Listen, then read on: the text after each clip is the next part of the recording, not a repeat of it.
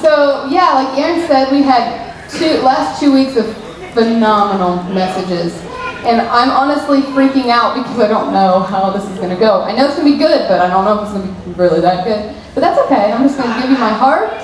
And I know that I just trust God that it will just penetrate you the way it needs to, in your spirit and your heart and things too. So like he said, the last 2 weeks he talked about being good sons and daughters and what that looks like. And so that's just still resonating in me, and just I'm still praying about that and getting there, And so, but what that links to is what I want to talk about today, and that's just family. And we've said it for so long here that this church just feels like family, and really it does, and we mean that. But over the past couple years and stuff, it's like, well, what does family really look like, and what does that really mean? And so just Aaron and I, as we've been talking, we've just been kind of going back and forth as we've experienced different things, as different things have happened, as we've had different situations with people in our natural family and our spiritual family and stuff. We're like, well, what really is family? What is that? And so I just felt like today I'm just going to take some time and just really biblically talk about what God intended family to be and how that looks. And just in the natural and then also in the spiritual, And I just feel like the more that we align with heaven, the more glory comes, right? And so as we align as a son or a daughter, then as we begin to align as a family unit and what our role looks like in the family, and then like in the church, what that looks like, aligning as family in the church and how that looks, and just, really aligning with heaven, we're just going to start to see even more breakthrough and just more of His glory. We're going to start to see His community be reached and all these different things and stuff. So let's just go there. Let's just talk about family today. And so I just want to start. I think that we need to let's just wreck what we think family is.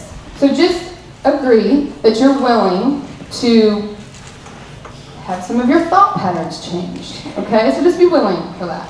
Because the truth is, we all grew up in some sort of a family, and so what happens is we begin to think that the family we grew up in is what family means. And so then we start to take it into different situations in our life, like we bring it into the church and we think church family, and so we think what our family was like growing up is what the church family is going to be like.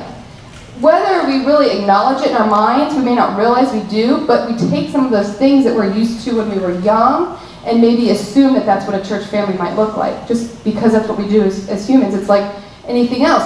If we have an experience seeing our mother and father in a situation like whatever that might look like, or how our father was in our life, how many of you have heard us talk about that tends to be what we equate our Father in heaven to be like? So it's just like we take what we've learned and what we've experienced and kind of allow it to dictate what we walk out. You know what I mean? And so I just want to start by saying, what was my family like growing up, and just kind of go from there. And then, if you've heard me speak before, you know that I like lists and I like bullets, and so we're going to do that again. I promise not to be as long as I was the last time. I told Aaron, I'm scared I'm going to talk too long this time, so I'm watching the clock. But so just for those of you who may not know, or maybe I just haven't shared it before. I grew up, I'm the oldest of 4 kids, and I grew up with my parents never divorcing, no abuse, nothing like that. I feel like just a very good traditional Christian. We grew up going to church, all that kind of stuff, just a really solid home. And so it was like a home filled with honesty. There was no deceit. I can't even think of a time where I found out something and I was like, that just was none of that. It was just total honesty, involvement. My parents were involved in all of the things that us kids did. They were at all of our games. I know how many of you have little kids who play maybe t-ball or softball or something. You're like, this is torture. Especially when they're young. For softball, my parents, after I grew up, it was they said it was torture because in softball, especially with girls, it's every pitch was rolling across home plate, and kid after kid was getting walked. And there was no action, and the games were 3 hours long, and so I'm so grateful that they were involved and they were willing to come and didn't just be like, I just have to do this tonight instead. So that's just something else that I took from that. just integrity. It was a home of integrity. I never saw anything being said this and then it was portrayed differently. Like, I'm just giving you like examples of the things in my life that I saw, and then purity was never an issue. It was just like, and as a matter of fact, it was put, I don't know how, but like unspokenly, like purity was always like a big deal for us. And then like another thing that I want to say, obviously, but for us it was just love. Like, we knew we were loved. We knew that our parents loved us, but like as I've been along this journey, I've learned that there was maybe not like, it wasn't such an affectionate family, like not a lot of hugs or, you know, and like now I look at that and I'm like, I mean, we were like all over our girls. They're probably like, get off of me, but so that was a piece that was missing that I feel like God has revealed to me, you know, because I, like, just on a tangent, it prevents me from allowing myself to have, like, receive affection and be a good receiver in that way and just different things. And so we knew we were loved, but, you know, it maybe wasn't shown as much as I do now with my kids.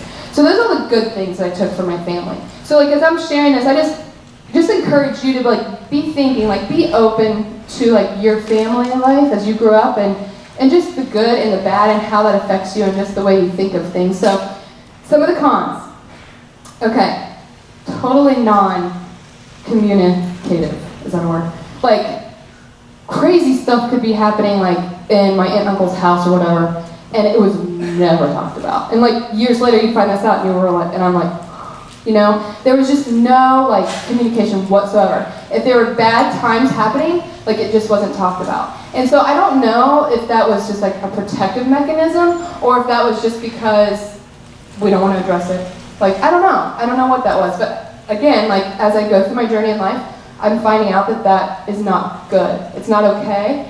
But on the other end of that, you know, when Aaron and I got married, his family is like very communicative. And so we got to figure out how that was going to work because I was way over here and he was way over here. So we had to kind of come together and work that out for us, you know. But, okay, another thing, I kind of already talked about this, is non-confrontational. So it was like rarely was there ever any confrontation, but the bad part of that was like when there was, it was boom, you know, it was like going along, everything was chill, and all of a sudden, and you know, you're just like, whoa, what just happened? Run to your room and hide kind of a thing. And so, you know, just like the inconsistency in that, and just more so with that in the house, but also, you know, I feel like I was made aware of a lot of like issues, like if my parents were upset about something, or if they didn't like how something went, whether it was like in the classroom with teachers or if it was the church we were at or whatever, we would maybe hear bits and pieces of that, but then, and we would know that there was frustrations there, but then it was never like resolved on their end. And so kind of what that taught me, I think, was just like, you know, kind of not doing what the Bible says, and that is to go to someone if you haven't ought, you know? And so it was kind of like a little bit wacky, so I've had to work through that. So that was just something else that I thought of. And then the last thing is, you know, I feel like I'm learning that our home was like really performance-based. So just high expectation. And I know that that came from a place of like just wanting us to succeed and wanting the best for us and all that stuff, but pair that up with like when you messed up or it wasn't like here, that it was just like this whole thing of like, oh, like let down type of thing, you know? And so, anyway, I feel like just sharing some of that with you just so you kind of know where I'm coming from when I talk about all this, but also just to encourage you to like evaluate what was it like for you? Like what were the pros and cons of your family, okay? So, all right, so I just want you to think like how would you define family? Don't yell it out, just like think of that in your mind, but like what would your definition of family be? Because that's what will dictate, you know, us as we go along in life. So, I look it up in Wikipedia. And so, Wikipedia says that family is the basic unit for raising children. So that's like all it said. So it's just like, you know, I'm pondering on that because I definitely believe that that plays a huge role, but there's so much more in family. There's covenant, there's love, there's joy, there's so many other things to that. But the basic unit for raising children is important because, like going along with the sons and daughters thing, it's like, what are we raising? Who are we raising? Whether it be our natural kids or spiritual kids, and the examples that we have, you know, what kind of kids are we raising up? And so then I started thinking, like, what's God's example of family, like in the Word? Where do we find that? And so I have a ton of scriptures for you today that I'm going to refer to, and I'm going to go fast, so I don't expect you to like follow along with me, but so when I think of family, I think of the Father, the first family, Father, Son, and the Holy Spirit, okay? And in John 5:19, Jesus says, I do what I see my Father doing. He says, very truly, I tell you, the Son can do nothing by himself. He can do only what he sees his Father doing, because whatever the Father does, the Son also does. So right there, I know that we work together. And we're willing to acknowledge what our fathers do, right? So I want you to think about it naturally and spiritually, and just whatever you need from that. But like, we're willing to see what our fathers do and follow that and stuff. And then in John 14:26, so that's like the Father, Son working together. And then in 14:26 it says, but the Advocate, the Holy Spirit, whom the Father will send in my name, will teach you all things and will remind you of everything I have said. And so here again we have the Father sending the Spirit. They're working together. And the Spirit is so connected to the Father that he is able to teach all things and show us all things because he just has the heart of the Father, right? And so that's just a good example of how family is just working in perfect unity right there. And that is something that we can attain it. I'm just saying, I'm here to tell you, I believe that like in our households that's something that we can attain. In the church, like here among us, that is attainable. Because I feel like we sit here sometimes and it's like, well, I can work with this person and I can serve with this person, but I'll just kind of stay away from what that person's doing because we just don't get along. And that is not God at all. He wants us to get along with everyone. He's wired us to be able to get along with each other because we're all his kids, and his will is for us to get along.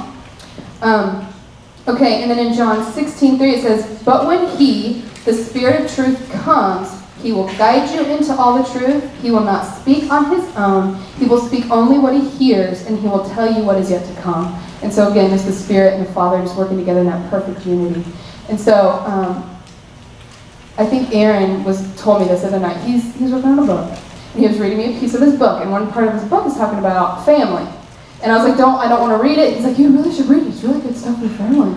And I'm like, I want my own family stuff. But he did read me a couple things. And one of the things he said, I don't know if he heard this from someone or not, but he said, if God wanted something other than family, he'd ask us to call him something other than Father, right? So that's what we call him. And so it's just so good. I'm just trying to just show you the value that God has on family and just the importance of it. I don't feel like we can get to the next level in any area of our life if we're not willing to invest in family and to just really fight for the unity of family. And so think of the story of Noah and the ark. So God destroyed everyone else, but Noah was the one that was pleasing to him, right? Noah was the one that was like good. God was like, okay, I'm going to save Noah. But not did he just save Noah, he saved his whole family. And I just think that there's something to that because God valued that family. He knew the importance of that. He probably could have picked someone from over here or someone from over here and then Noah. But he had the importance placed on the family, and so he saved Noah and his family. And then I was like, okay, so there's all the that stuff, but in Revelation it talks about heaven. And so what does family really look like in heaven, And so in Revelation 7:9 through 10 it says, after this I looked, and there before me was a great multitude that no one could count, from every nation, tribe, people, and language, standing before the throne and before the Lamb. And they cried out in a loud voice, salvation belongs to our God who sits on the throne and to the Lamb. And so to me, that right there, perfect visual. All different people from all different places and all different walks of life and all different things in unity, doing what? Worshiping God together. There was no problems. There were no odds. It was pure. It was free. And they were all together doing it. And so I just feel like we know that his will is on earth as it is in heaven. And in heaven, that's what it is. It's unity and freedom all worshiping together, and so it can happen here. Okay. So, let's see. Okay, so I wrote this. So let's crack our bad thought patterns and mindsets.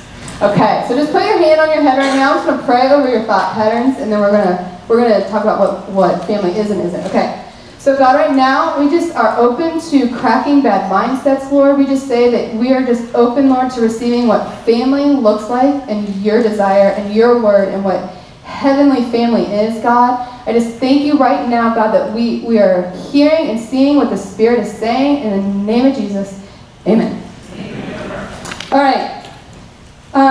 So I'm asking God, I'm like, okay, God, so I told him, I'm like, every time I speak, I like to build it on a story in the Bible. I was like getting nothing. I'm like, whoa, I can't find, you know? So just a couple days ago, I'm just, God, like, what is it, you know? And instantly he says, family is love. Period. I'm like, yeah. And then I thought of 1 Corinthians 13. And so it defines everything that love is, and I felt like God was saying everything that love is in 1 Corinthians is family. Okay, so that's what we're going from. We're going to go from this. So we're going to start out, and it says, the first two things it says love is patient and love is kind. So family is patient and family is kind. Keep that in the back of your mind. We're going to go there in a minute. But here, then it goes on to say what love does not do. Okay, so this might be a verse you want to sit on in your Bible, but it says, it does not envy, right? So if family does not envy, that means it's not jealous. And so when I'm thinking of that, I'm thinking of what kind of, I want to give my life examples, and I'm moving quick. But to me, jealousy also links to like comparing. When we compare ourselves to someone else, inevitably, it's because we have jealousy issues. There's something that we're jealous of that they have or that they do or whatnot. And so we have to know that in family, there's no comparing. It's like we're the body, you know, there's each doing a different thing. And so no jealousy and no comparing and no competition. Like if you know who you are, I'm like so happy that, you know, you're doing awesome and things are going well for you, you know? And so there's no competition, no comparing. It's so freeing when we get that. It says, it does not boast. So we're not to go around and be, you know, boasting about all these good things. Does it say that we are overcomers by the word of our testimony? Yes. That's different than boasting. Boasting is going around just bragging and you know, puffing yourself up, basically. It goes on to say it is not proud, okay? So no pride. Right now, I just cancel out pride right now in the name of Jesus, because sometimes we walk in different points in our life, and what happens is we start to build up pride in us, and so it doesn't. And so what it does is it cuts us off from going to where God has us for the next level. We get to a certain place and we're like, I'm good. You know, well, I've done this, I've done that, blah, blah, blah. And then it just totally stops us from moving to where God's taken us.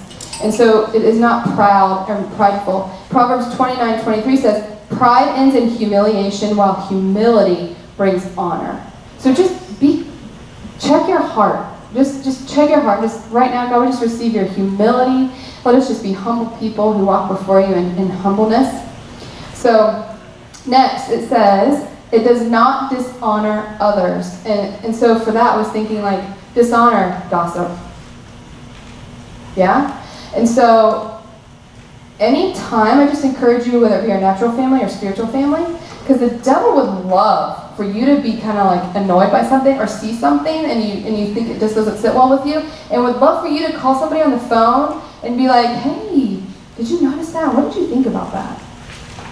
That's not good. That's gossip, and that's just planting seeds of discord. And even if it's like your family that you live with or your spiritual family here at church, like we can't have it. We cannot have it, because that's just something the enemy would love, to plant a seed. And so the next time that person comes up to you, maybe they have a word from the Lord for you, and now all of a sudden you have this bad seed in your mind and you can't receive the word of the Lord. See how it affects you? So we can't dishonor. Next, it says, it is not self-seeking. And so in that I'm thinking, this person who's self-seeking is saying, what can I get? What can this church give me? Like, it's about me. And so what can you do for me? What can you give to me? What can you do for me? Me. That's not family. Family is looking out for what can I do for you? How can I help you? How can I be a blessing for you? How can I pray for you? How can I lift you up? How can I encourage you? How can I How can I have you on my mind on a Wednesday at 2 o'clock when I don't know what's going on, but I'm thinking so much about other people and I'm so in tune with God, I'm not thinking about my problems, that suddenly God reveals to me that you need me to reach out to you. Yeah, so no self-seeking and no thinking about me. Also edifying, just lifting up others up. If we're only thinking about ourselves, we're missing out on somebody else's destiny, and we can't speak into their life, and we can't push them. I just, like, for my kids, if all I'm thinking about is myself, I can't speak life into them and say, you are called to do great things. Because if I'm all worried about my problems, I'm missing out on speaking that into them, and then how are they going to walk in the destiny that God has for them? Same thing here. In your ministries that you're a part of, or even if you just are here on Sundays or whatever, we're here to, like, push each other into our destiny. And I forget who it was, maybe Jamie Van Gelder, I'm not sure who it was, but said, when somebody gets a prophetic word, we do it over the microphone so the whole body can hear it, so that we can hold each other accountable to the destiny that God just spoke over them. And so if we're only self-seeking and focusing on ourselves, we're forgetting to remind them and others what their destiny is. So, okay. Next one. Keeps no record of wrong, right? Or did I skip? No. It is not easily angered. It's not easily angered. This is so powerful. No oughts. We need to forgive. We can't say we forgive someone and then hold it against them. So we can't say, I forgive you. I know that when you did that, you were just being stupid, whatever. And then still hold it against them for a week, a month, 5 years, 10 years. How's that? We can't do that. Like, what if we can't do that to our kids? Like, God doesn't do that to us. I mean, we're in bad shape if God did that to us. And so we really need to keep no record of wrong, just grace. Just have grace over people. And so, let's see, did I lose my spot there? No. So no odds and forgive. Proverbs 29:22 says, an angry person starts fights. A hot-tempered person commits all kinds of sin. And one thing I know is, like, if you leave a church, I was just thinking of this week, when you leave a place and you have odds and hurts and unforgiveness in your heart, and you try to go to another church, it's not taking care of it. Because inevitably you're going to find those same odds, hurts, and things at the next place you're at. And so we have to address them and take care of them. And that's what that scripture's saying, that an angry person will start fights. It's like holding on to those things will intrigue or start fights. And then Matthew 18:15. If a fellow believer hurts you, this is such a good verse. I mean, let's just get this in our spirit. If a fellow believer hurts you, go and tell them. Yeah. Go and tell them. Go and tell them. Work it out between the two of you. That's Matthew 18:15. Go and tell them. I mean, it's okay. It's so much better to go and tell them than to sit there and let it just stir and stir and stir and take you down and poison you and destroy your destiny, because that's what it's doing. And so just like in the spiritual, like in the church family, like if somebody's hurt you, go to them. Get rid of it. Get it off your chest. Be free. This is just such good stuff. Just do it. It's just us actually like being here and just saying, okay, and doing it. That's how easy it is. Okay. And then Matthew 5:23-24. It says, this is how I want you to conduct yourselves in these matters. If you enter a place of worship and about to make an offering, you suddenly remember a grudge a friend has against you, abandon your offering, leave immediately, go to this friend, and make things right. So, because I've been in situations before, if you hear that you've hurt someone and you've done something to someone, I've heard people be like, well, they have an on against me, they're supposed to come to me. Well, that is true. But if you hear about it, this is saying, go to them and make things right. And just say, I am so sorry. I heard that you're hurting by something I did or said. Please forgive me. Work through it. Because anything we hold on to, the enemy's going to take and run. And then there's no unity there. So there's two sides to that. Okay. Family does not delight in evil. The prodigal son came home and the father wasn't, mad about it. He was happy, right? And then angels rejoice when sinners repent. So we be joyful about it. We don't delight in the evil things, but we're joyful when people are coming back. Okay.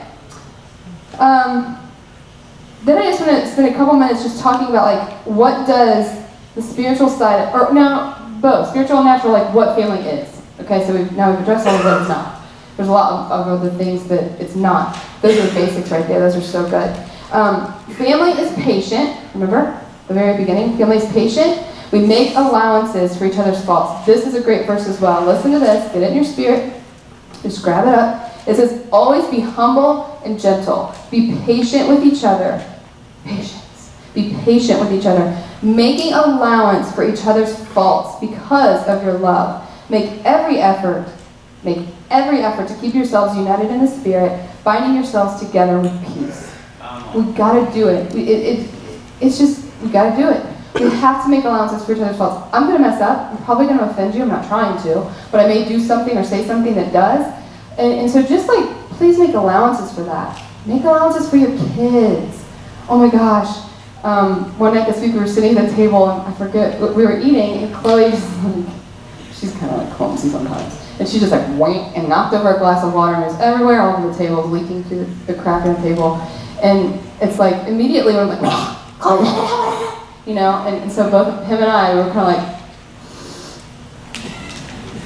we didn't say anything, we sat there.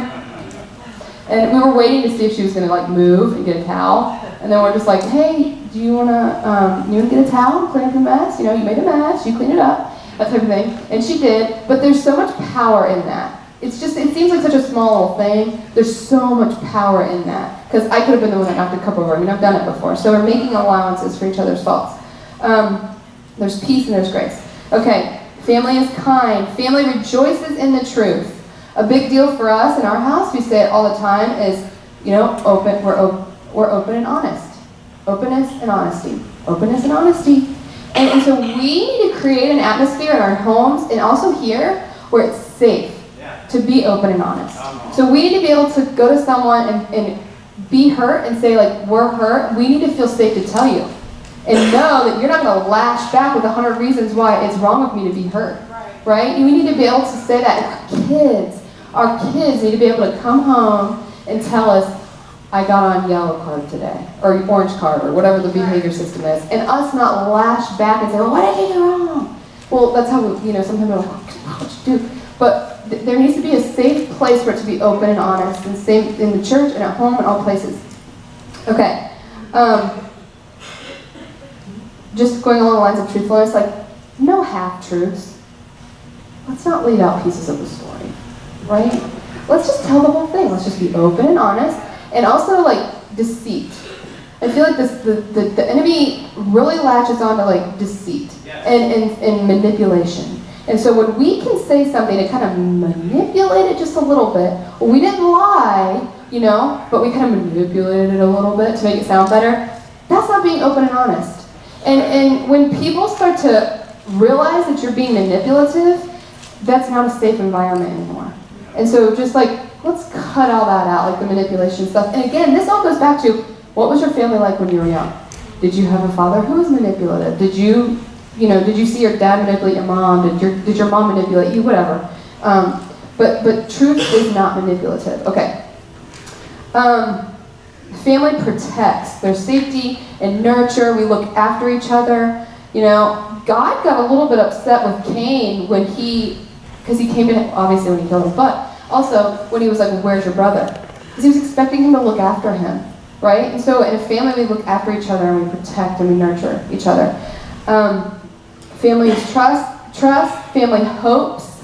I love that. Now remember, I'm going back to the 1 Corinthians thing, you know, trust, hope, dream. Let's dream together. Let's encourage each other to dream together. You know, Aaron's always like so good at dreaming. He's really like unlocked that in me. I'm still working on it. But like he'll tell me stories where he starts to talk to somebody he's with and they just start dreaming together. Just start talking about all this stuff and I'm just like, it's awesome. And so would we have such a great atmosphere going on that we can hope together, we can dream together? That's just like heaven. That's what heaven looks like. Family perseveres. We never give up. We don't walk away. We don't threaten to quit. I am sorry, but we cannot tell our kids, I'm done, I'm leaving. I'm telling you right now, I'm so guilty. Like, sometimes I'm just like, I'm done. And yeah, I'm just like literally in that moment, I'm done. But that is creating uncertainty in them. Because then it's like, well, what does she mean? Like, what does she mean she's done? Like, is she leaving? Is she not going to parent me anymore?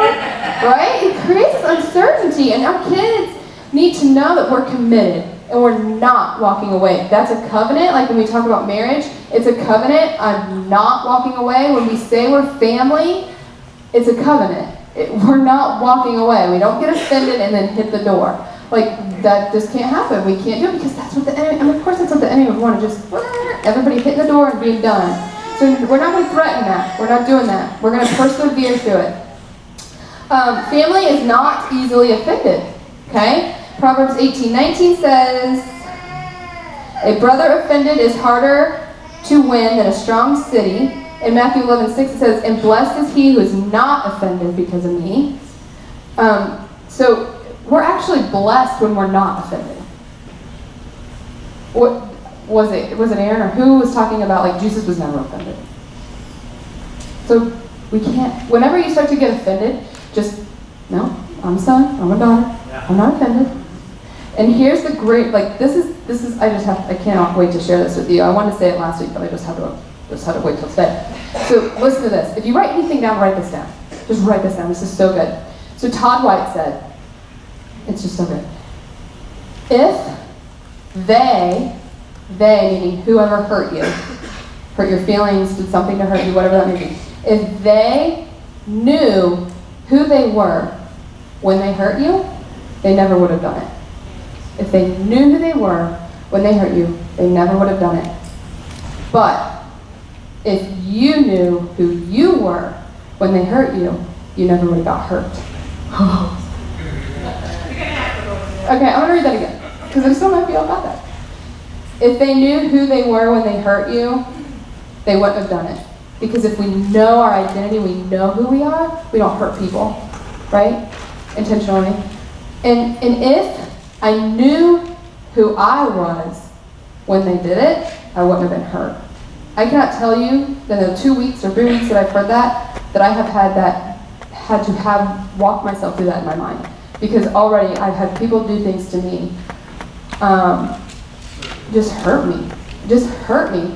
But I had to stop and shut that thought up and say, I know who I am, and I'm not hurt, I'm not offended. Isn't that good? It's so good. Oh, it's so freeing, just walking through, and when people are doing those things to you, knowing that if you know who you are, you can't be hurt, you know? And if they knew, it allows you to have so much grace over what they did, because they knew who they were, they wouldn't have done it. Yeah, it's so good. Okay. Stay on that just for a couple more minutes. I really want to catch it up. Okay, so we'll kind of stick with that for a minute, but also like it forgives. And so that ties right into it because we can forgive. Because there's grace to know that if they knew who they were, they're just so lost. They don't know their identity. Yeah, and so we were there. Like we were in that place too. We've hurt people. And so if we knew, you know, who we were, we would forgive. We would forgive, and it'd be that much easier. And so Colossians 3:13, you've got to make allowances for each other's faults and forgive anyone who offends you. Remember, the Lord forgave you, so you must forgive others. I've had so many conversations this week with people who are like, I don't wish them in hell, but I wish them dead. I mean, like, so angry and so unforgiving. And I've just been through so much in my life, like just different encounters and experiences and different things to know that if God didn't forgive me, I would be in a bad place. And so who am I to not forgive someone? We cannot walk around and not forgive. I mean, you can, it's your choice. But we can forgive, and God forgave us. Jesus died for us before, he didn't do anything. You know, and so that's just so powerful. It allows us to forgive and to know that, you know, people are hurting and they need our forgiveness. They need us to represent him well, right? Okay, family receives correction, discipline, and criticism. Proverbs 29:1 says, whoever stubbornly refuses to accept criticism will suddenly be destroyed beyond recovery. We went through a season where we were like, heavy in criticism. Not necessarily criticism, but basically what it's saying is discipline and correction. We went through this big season of that. And then we got to hop into this season of, well, we're not going to address it, no discipline, no correction, love, which is awesome. But we got to now kind of come to the place where the Bible says that if you refuse to accept criticism, you'll be destroyed beyond recovery.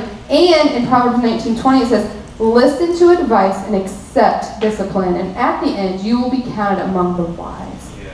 It's so good. It's good for our natural families, as a child, and also as a parent. It's also good for our church family, our spiritual family.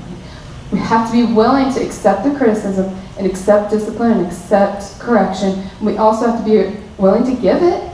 You can give it. It's okay. The Bible says it's okay. And so it's good. It builds us up. If we didn't discipline and correct our kids, well, that'd be problems. But also, too, they're going to grow up without wisdom. That right there is saying you grow up to be wise as you accept criticism or as you accept correction. So I want wisdom. And so we need to learn to walk in a place where we're willing to accept, correction and whatnot. Okay. Family is commitment and follow through. If you say you're going to do something, do it. If you say that you're going to unlock the church at 9:15, do it. I'm laughing because I told Tara I'd be here at 9:15, unlock the church, and I'm going to do that. I just think that a lot of us are kind of bad about like flippant vows. Like, for example, like, hey, you run into somebody at Kroger. Hey, let's get together next week.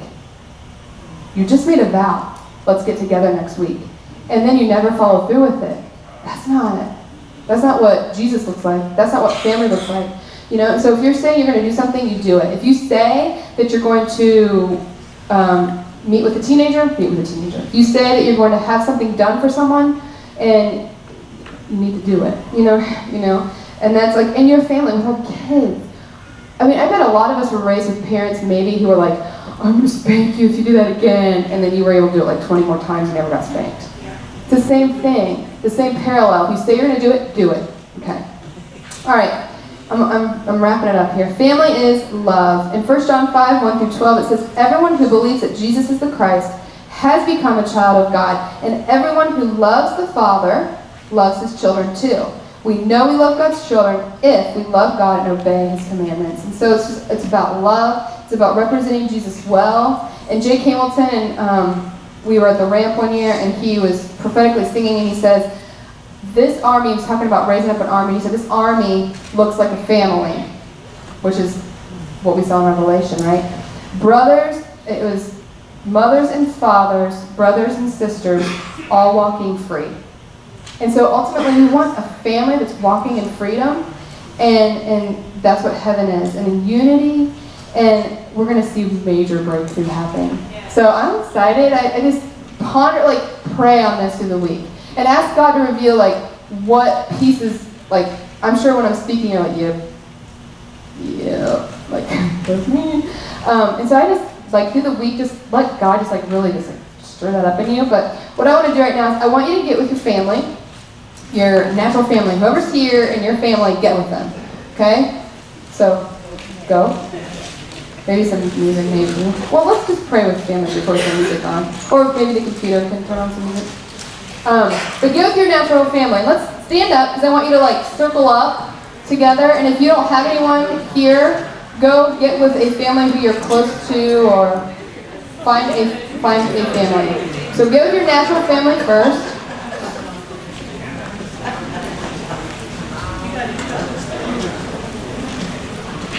And so here's what you're going to do. Is everybody with the family? The family. You know that? Is that a Sprint commercial? The family, the friends and family plan. Okay, so get with your family. And here's what we're going to do first. The first thing I want you to do with your natural families is I just want you let's just get forgiveness. Whatever that looks like. If you know that you've hurt someone in your family, ask for forgiveness. Go to them. If you have a hurt by someone in your family, get it out. Okay? So we're just going to spend maybe 30 seconds here, just forgiveness. And then I want you to pray forgiveness for each other, over each other, whatnot. So go. Do the forgiveness things.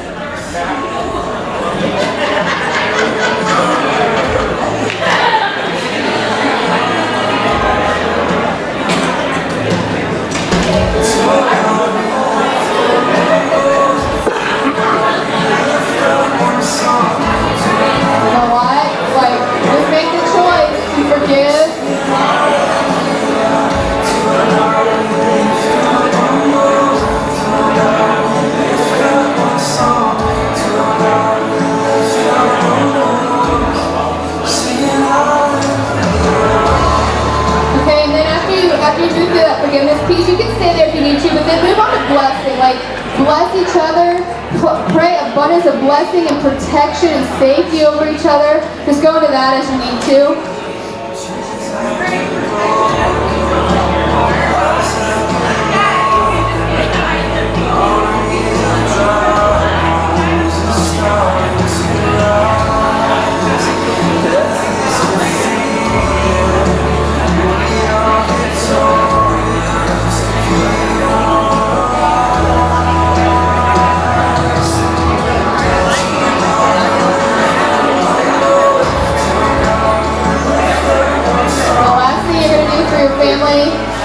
Is just declare freedom and unity.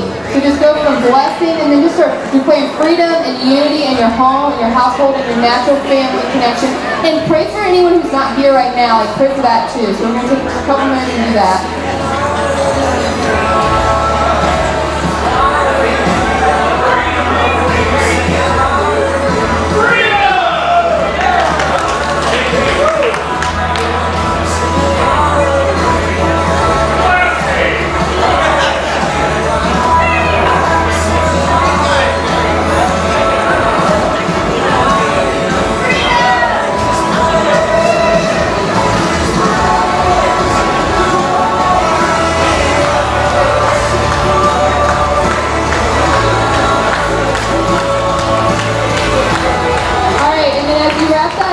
I want us to grab hands. I want us to be totally connected and represent the spiritual family that we have here, our church family. So just take another minute or so and finish up what your prayer that you're in right now, and then start connecting as a church family. I want everybody connected.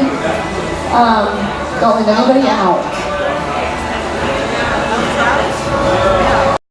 Right now, just cry out to you. Turn it up just a little, and God, we just cry out to you right now. We thank you, God, that there's freedom in this place.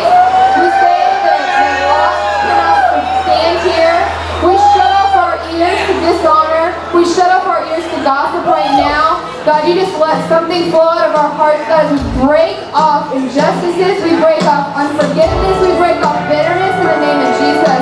Right now, we just call forth freedom. We call forth love. We call forth your presence, God, in this place. We thank you that when we say we're in this, that we're in it, and we're committed, and we're not quitters, we're not going to walk away. God, I thank you that you're unveiling our eyes to see people the way you see people. God, that you're removing the scales, God, from our eyes and our hearts, God, that we could be people after your presence and after your people, God. We thank you that you're doing a new thing here. We thank you for freedom. We thank you for unity. We thank you for love. We thank you, God, that you're just in this place. And right now we just say that we are breaking off dysfunction in your bride. God, we're breaking off dysfunction in the churches across this community and across this region, God, and across the country, God. We stand here, God, and we commit to be people after your heart, to people after your family, to people after your kingdom. In the name of Jesus, we thank you, God. In Jesus' name, amen.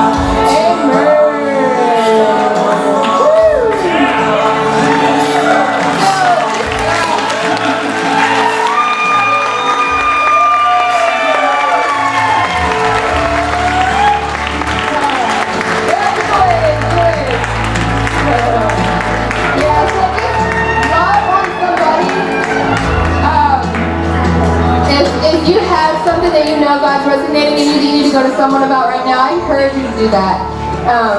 We're all in a real good place right now, so we're going to receive that well, right? So we love you so much.